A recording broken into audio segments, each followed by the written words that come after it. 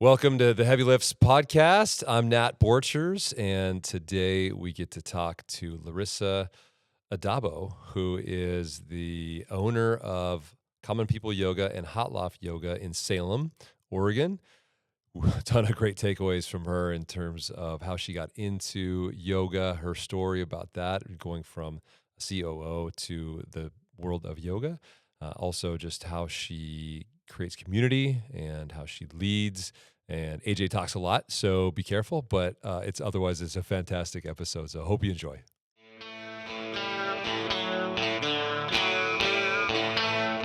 Welcome, Lorissa Addabbo, to the podcast Heavy Lifts. We are so excited to have you on the show. Excited to be here. Thank you. Thank you. And welcome back, my partner in crime, AJ Nash. Missed the last episode, but he's back in action. I was just craving for attention, so I like the extra attention. Thanks. I know you do. Yeah, he craves attention all times. We give it to him when we can. But yeah, we're really excited to have you on because there's multiple things that you do right now for business. Common People Yoga, Hot Loft Yoga, which is going to be coming into the Forge. What a fantastic concept. And it's a use that I think we're just both really stoked for on the second floor, right? Yep. I mean, it fits well. We wanted one, let's call it fitness-oriented use, and your flexibility to hit three of those in one space. Thank you. So excited. So excited. Perfect fit. And we have our listeners would be thankful to know we have an onboarding questionnaire that we sent out to our guests. And when I was reading through yours, I was like, there were so many things that I was like, oh my gosh, like Lorissa, I feel like I already know your whys beyond your years, and I'm really excited to dive into that stuff. So beyond obviously the business, right? Cool, yeah. So I hope you're okay. Yeah, I Yeah, hope you're okay with that. Yeah. The juicy stuff. We want to learn, I think, and learn about you and everything you're doing. So I would love to just start out with before this business, before yoga, before all of that. How did you grow up? Where'd you start?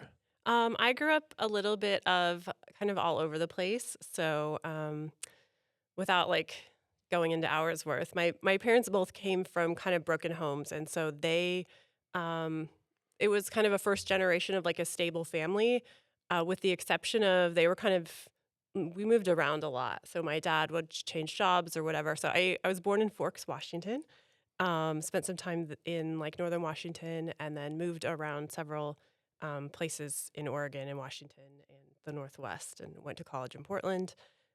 And so have stayed here, loved the area, found myself in healthcare. And actually one of my very first jobs was at Salem Hospital. So I was a rad tech there. And then I stayed there for about 10 years, actually, doing several healthcare management jobs. Decided it was time for me to follow my gypsy roots and move away. So I moved to Portland, got a job there for a hospital, and then I found my way back to Salem. So I left healthcare management. I decided I'm going to do consulting. My very first client was Hope Orthopedics in Salem. So I found myself right back here in Salem and realized this is my home. Why did you decide to get into healthcare? It sounds like it's a big part of your life now, and you started as a radiology tech, is that right? Yep. I think it was just whatever the easiest thing to sign up for in college was. I didn't have a really strong passion towards it or anything like that. I knew I wanted to, do something where I could connect with people, but I didn't really know what it meant, and when you're young, you kind of just follow whatever path. So it was, it's been a learning. I'm still learning. I've gone back to college a couple of times trying to find my path, but yeah, I keep landing back in healthcare.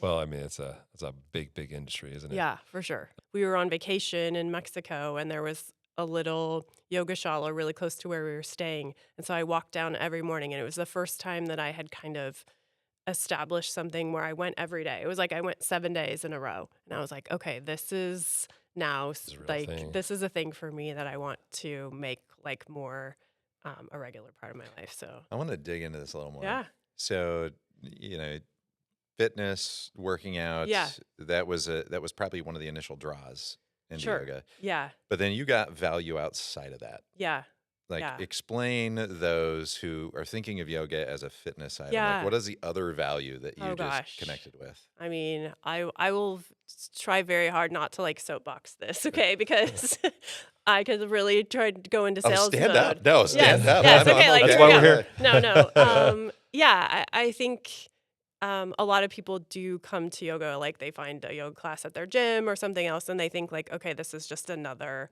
jazzercise type situation.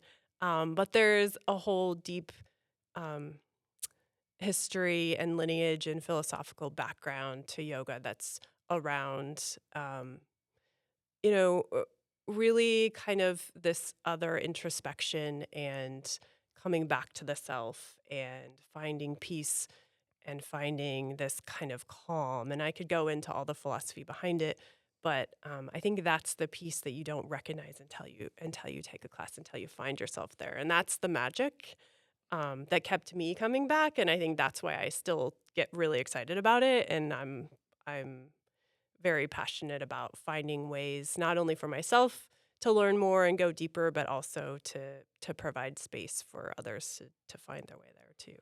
Especially like how it is now. I mean, everything is so busy, so fast, so disconnected, so electronic. To just like sit in a room with people and breathe and be quiet is like such a magical and rare thing. It is. And I mean, I got into yoga in my third year as a professional. I remember Whoa. because I was living in Denver and I was, starting to become more aware of like, okay, my body like needs to last me for, Yeah. at least another decade while I do this sport, and took a class.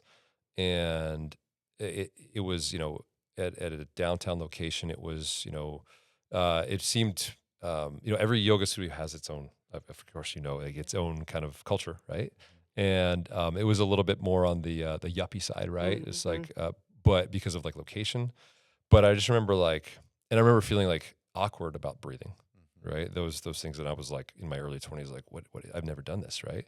But there was a point in the class where after the breathing, after my body like calmed down, after I kind of just like emptied my brain of all this stuff, I was like, this feels really, really good. Yeah.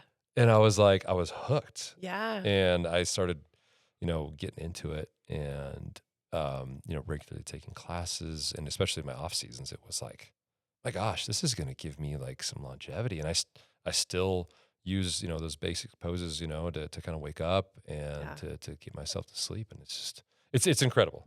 That's Right. awesome. I Yeah. love And that. I so, love those yeah. stories. No, it's, so I'm a huge fan. I'm curious if my partner in crime here has ever taken a Ooh. yoga class. I'll lay it out there. Okay.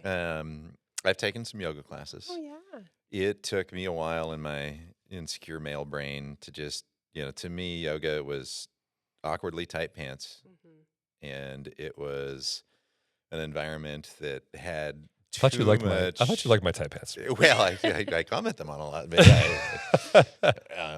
but no, it was the older I get, like I like the stretching component. I was Yeah. like, oh, this could be really good for my life, Yeah. right?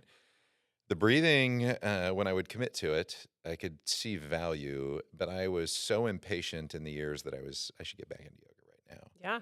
that I didn't even understand the value. To me, it was like I didn't feel like I needed that piece in my life. I felt like I needed to go accomplish something. So it was like holding me back to have that peace. But the older I get, all I want is peace. Yeah. And so that part spiritual, part, and then breathing was awkward too. Like part of me was, I don't want to say afraid or fear, but what I didn't enjoy was how foreign it was. So it didn't feel comfortable. And I liked comfort when I was in my, I would call it 20s is when I experienced this.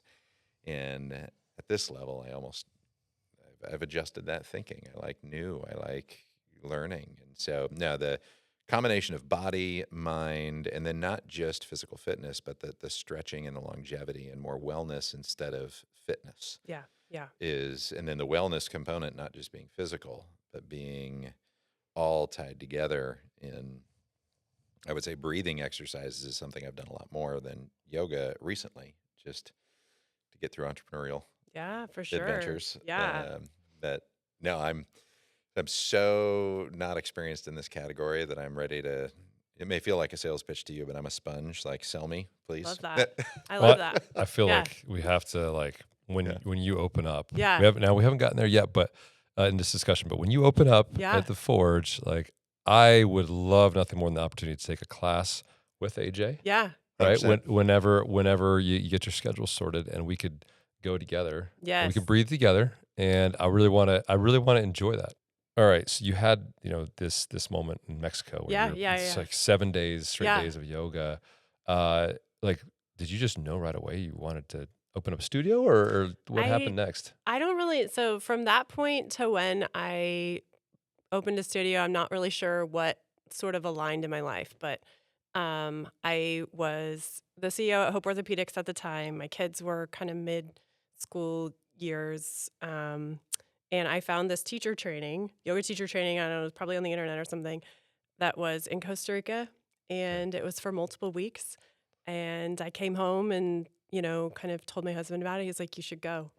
And so I left my job, left my kids, left my family, and like went to a very remote, what I thought was going to be like this beachfront, very luxurious. It was an eco resort that sometimes had power, sometimes had hot water. Eco resort, yeah, that's a good way to put it. In the jungle of Costa Rica, and wow. it was the most immersive. It was the best thing. Like I didn't know that I needed it, but it was a complete disconnect from all of the comforts of ego and everything that you're comfortable with. And it was sort of like to break you down, I think, and like really say, like, are you really in this? But I came back, I won't say like completely transformed, but yes, completely transformed, and said like, I need to do something now. I need to open a studio. So that was in 2019. So I kind of had all this energy and like, I'm ready to do this thing. And then COVID, of course, happened. And so then it sort of percolated for a while. And when everything started opening up again, I was like, all right, this is it. This is time. This is my time. And there weren't any open in Salem either at the time. So Indigo was the studio in Salem for a very long time. So I decided I would contact Zora, was the owner of Indigo, and ask her if she wanted to either partner on a new studio. I'm like, I need to open this thing up, but she's kind of like the yoga person in town, right? So I contacted her. I said, hey, here's who I am. Like, here's all about me. I want to open a studio. Like, would you be interested in either bringing on a partner or opening a second location or something else? And she was like, I thought, oh, she won't even respond. She was like, let's have coffee. So we had, or drinks or something. So we had coffee, and she said, I've had this studio for, I think, 17 years. She had it. It was closed for COVID. She had like given up the lease and everything. She said, I don't have another, like I've moved locations. I've done some restarts, and she has another business too. She said, I don't have another restart in me, but if you are interested in buying the business, like I'll sell it to you. So awesome. I decided in that conversation, now I'm buying a yoga studio and opening on my own. And so, yeah, that was in June of 21, opened in August. How long did it take from coffee to business? Like from when we had that conversation to when I opened, it was very fast. It was probably like 3 months. Oh, wow. Yeah. Yes. You really knew what you wanted to do. Yeah. And what you dropped, I caught it, that you were COO, right? Of Hope Orthopedics, which is no small feat. So you're you're going from an industry where you're probably doing really, really well. You're operating at a high level. You have probably a lot of responsibility. And then you're moving into this really unknown, uncharted territory, going to Costa Rica for this retreat, like in the middle of nowhere, right? So like that pivot in and of itself, like, how did you know it was the right thing to do? I didn't. And actually, like probably the first couple of days, I think the best thing was that I was just like already there. So it's like, I can't come home and say like, I quit. So I've got to stay. But I kind of had this moment where I got there and I was like, oh, I need to check my emails. Oh, I can't. Like, it was like, what did I just do? Yeah. And so I don't know that I had a moment where I was like, yes, this is it. But I think it was probably like pseudo midlife crisis, kind of like, do I have a really purposeful thing that's really getting me excited from, like I wasn't consciously thinking that, but I think that was the inner thing that probably drew me to doing that, where it was like, okay, something else is probably going to make you a little bit like reignite that fire. So I think, in retrospect, that's probably what drew me to do something. So, I mean, I'm very like conservative. I think things out for a year before I do them, and like weigh out the pros and cons and put it all out there. So to just do something like so out of characters was definitely probably, I can only kind of put it down to maybe like a midlife crisis. A very healthy Well, one though, luckily. I mean, didn't harm Right. anyone or Yeah. maybe it's a midlife realization though. Loving your journey because I think you were clearly craving something personally yeah. that was different and valuable. Yeah, I mean, I get humbled all the time because I kind of think like, oh, is this anything? Does this even matter? And I've had quite a few people reach out to me and say, hey, I was going through cancer and, I came to yoga and it was really a safe space for me. Or this horrible thing happened and I came to class. As recently as a couple weeks ago, I was subbing on a Friday night and someone came and she had just found out that she lost her job.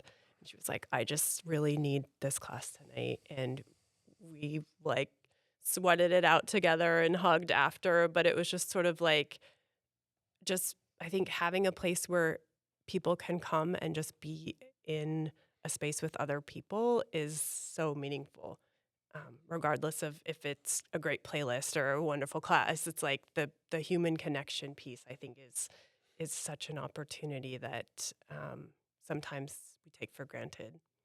That's so well said. And I feel like what, our group has been doing at the Forge. And we may not necessarily have known it at the time, but where we're at now is like we want to bring people together because, of course, it's good for our businesses, but it's also fun. And those connections Yeah. are so vital to like just who we are as human beings, Yeah. right? Like, so I think our goal for like November, December is we want to like throw as many parties as we possibly Yeah, I can love that. at our building, Yeah. right? And just show that we're committed to this thing we are calling community. We want to be involved, but we want to have those touches where I'm sharing something personal about myself with somebody, Yeah. and they're affected, and they can also do the same for me because you don't get that. Usually you can't. It's tough to get that. With the electronic device, Yeah. right? But in person, it happens. It's real. For sure. So I love the name of your first business, Yeah. Common People Yoga. Yeah. How did that come about? It's not a very exciting story. We were like, I had this list. My kids were helping. I had pages and pages of names. I'm like, I have to think of like this name that like encompasses everything. And so, I've had narrowed it down. And we were driving somewhere, and this reggae song came on, "Love for the Common People," and it was just like, that's it. This is it. Like, what's been your takeaways as a business owner of Common People? I think it's been hugely humbling. I mean, you mentioned the fact I have worked in essentially corporate jobs for a really long time. And so opening your own business, you realize like, I don't have a finance department. Like I am the finance department. I don't have facilities. Like it's me, like with the HVAC breaks, I need to solve it.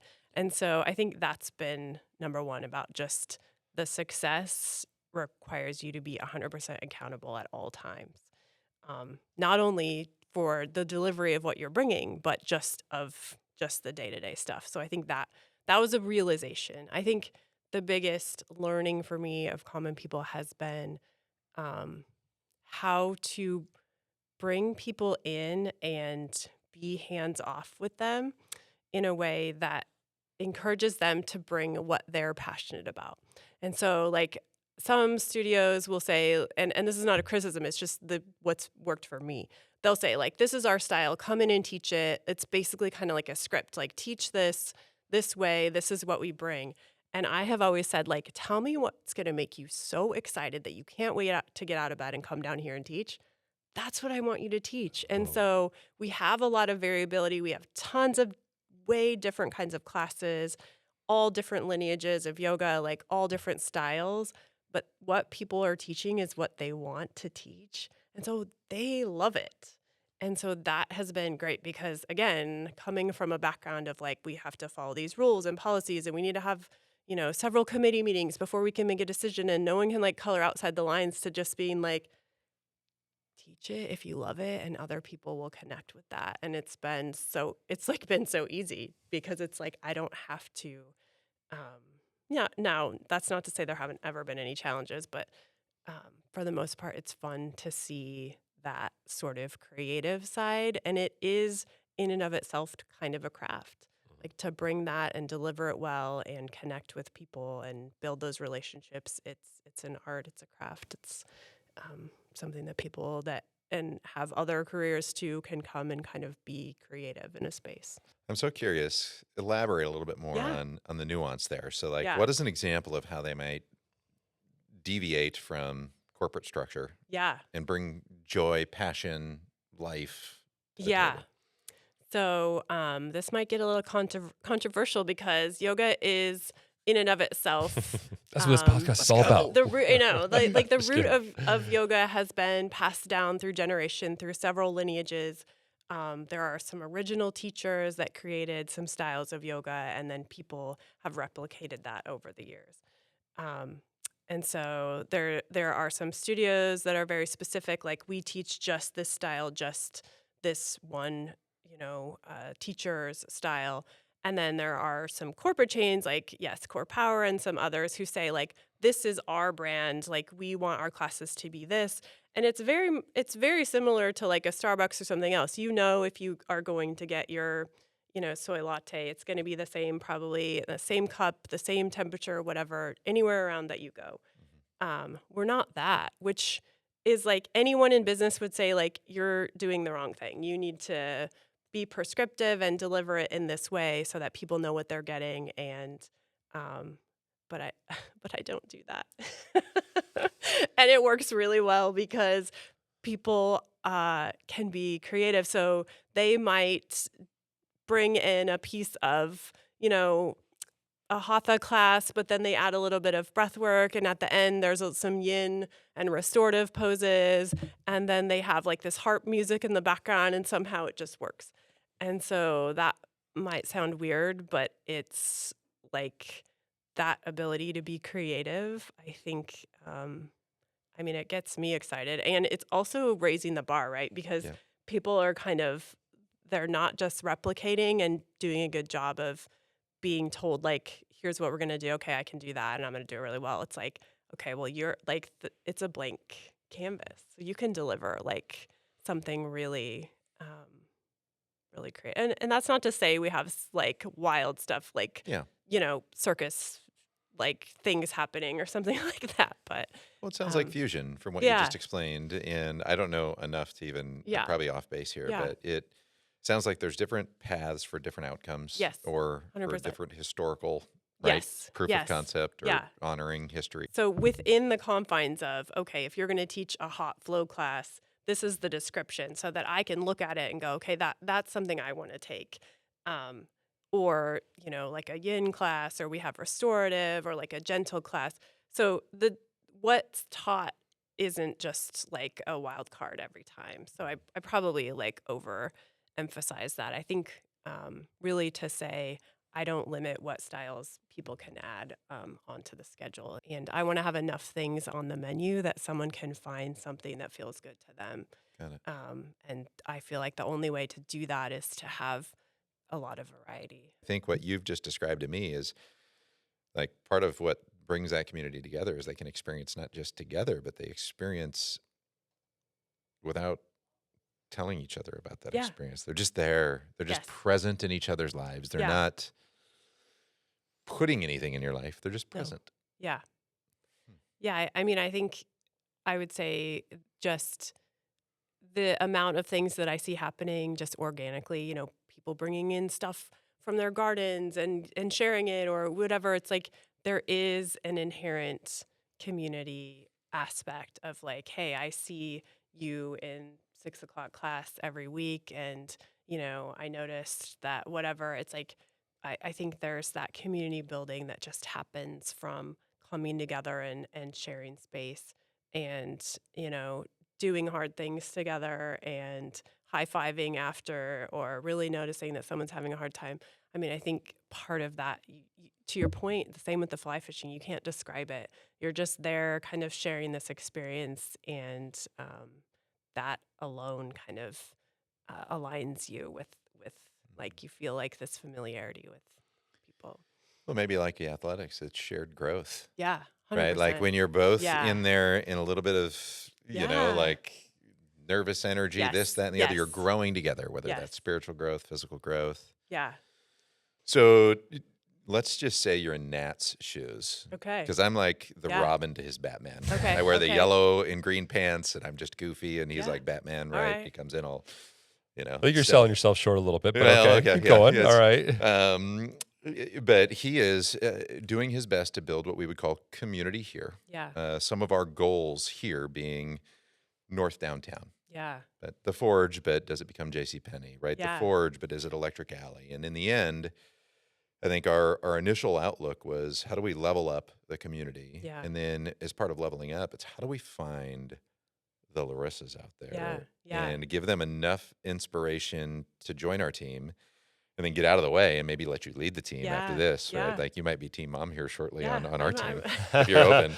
We could use Um, one, that's for sure. But if you were in our shoes Yeah. and you had a building that now is 84% economically leased, even though people haven't Congrats. moved in yet. That's rad. Oh, it's a so- big deal. That's It's so huge. cool. Yeah. Clap, clap, clap, clap, Oh. Yeah. for I mean, yeah. you and our team. Yeah. Oh, we've Yeah. got, we're at 32, 31 new businesses of 43, and the last one's the easiest. We just need to get open.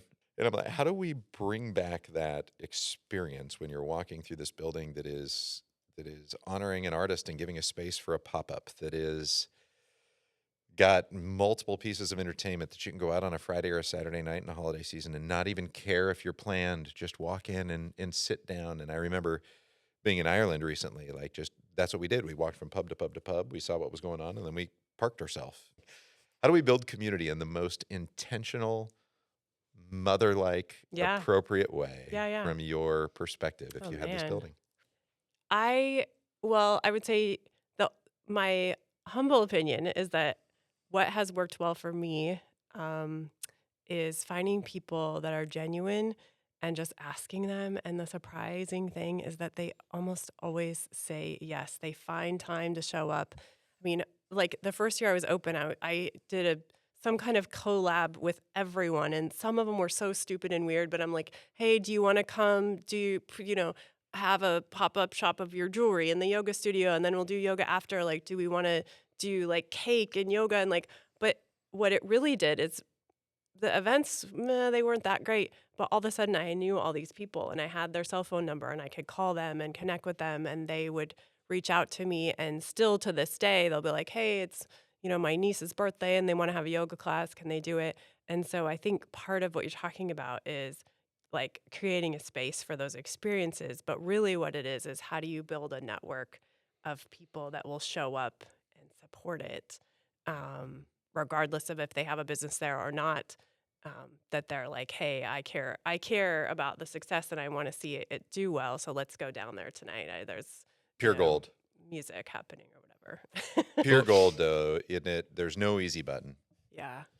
And that the investment you make is actually the human you're connecting with, not Yep. the experience. Yeah. We often get too focused on what, Yeah. and not focused enough on either how or who or Yeah. why. I love that you're a connector, right? You're somebody who, I think as a connector, you are creating these experiences, right? Because you're not just in it for the experience or your business, but you're there to see people, to find out what's all about them and their Yeah. lives. And you mentioned, how important it was to have a class where people could share, right, experiences, and they can lean on each other when they're in hard times. They can celebrate with each other when they're having the good times. And I really love that. I love that you're bringing that energy to our building, because like that is what we're trying to create, is how do we get, more folks interested, in being with us. Yeah. Right. So let's put a pin in that for now. I wanted to talk about Hot Loft though. Yeah. We didn't get to talk Yes. about Hot Loft. Yes. So tell me more about like this concept and like why you wanted to bring it to the Forge. Yeah. So I think, again, Common People has been a yoga studio, like just a purist yoga is what we have. But we've kind of been realizing that people need um, kind of, I don't want to say that they need, but they want a fitness component too. And so trying to meld yoga into fitness takes away from the ability to keep it really yoga. And so saying like, how can we offer that in a way that's complementary and not competitive to like, you have to pick one.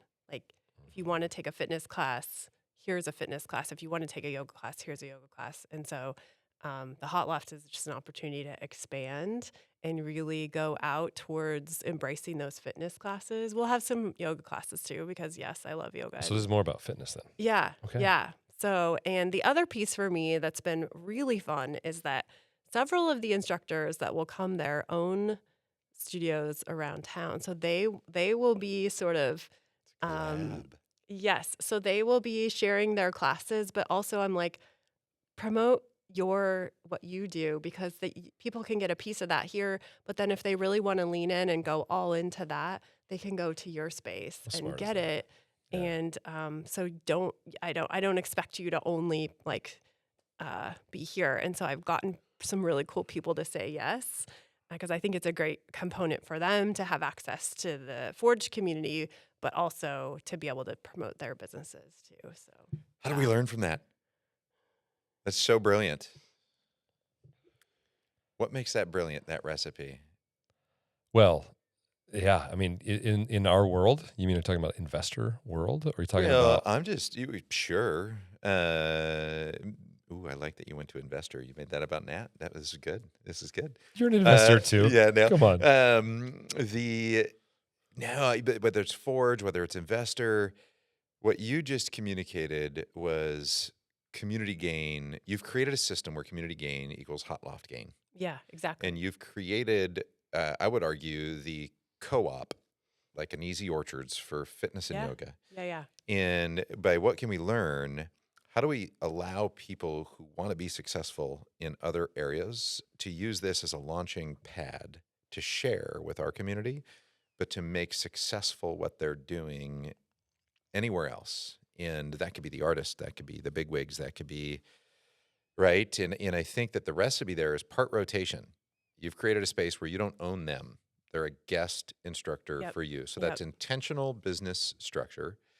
And then you've created an experience for the consumer that has such a variety that they're almost intrigued. And if for some reason they have a negative experience, they have such another completely opposite opportunity to go experience it, to find their community Yeah. and find themselves. Yeah. Yeah. And I'm like, how do we bring that into the musician and artists, right? And you're going to have your 90s DJ sideways MC hammer pant parties Ooh, downstairs. I'm going to nice. have my cellos upstairs. I'm still from Montana, so I don't qualify for understanding cellos, but I love them, right? And it's like a melting pot, right? It's the old Yeah. school melting Yes. pot. Yeah. And how do we make sure that I just love that concept of temporarily park here to make your over there successful. Yeah. We're here to help you launch. And I think for a community to launch, that's probably the most integral thing the Forge could do.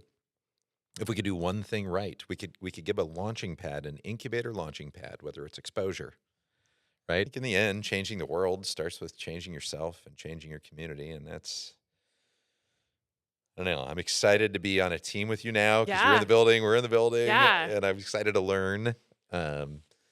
There's so much possibility. I mean, I learned that being on the chamber board. I mean, I did leadership Portland. When I first moved back to Portland, I did leadership Portland, and like I was like, okay, this is how I meet all the people. And then I was like, this is a fraction of the people. This is like, just scratching the surface of meeting the people. And so I think part of it is like, who are the people in Salem that I don't know yet? And like, what are the opportunities there? And yeah, I mean, just coming back to like every time I've asked for something, people have said yes. And it's just so scary to put yourself out there and be like, I'm thinking of doing this crazy thing. They probably don't like me, or, to your point, you hear the negative things and you're like, oh gosh, I'm not good enough, or, people don't like my business. But when you really just say, hey, do you want to sit down and have coffee? Like they often just say yes. And that's fun. It's such an organic way to approach business as well. Yeah. When you come at somebody like in a real way, Yeah. and you're not looking to help yourself, you're looking to help them too.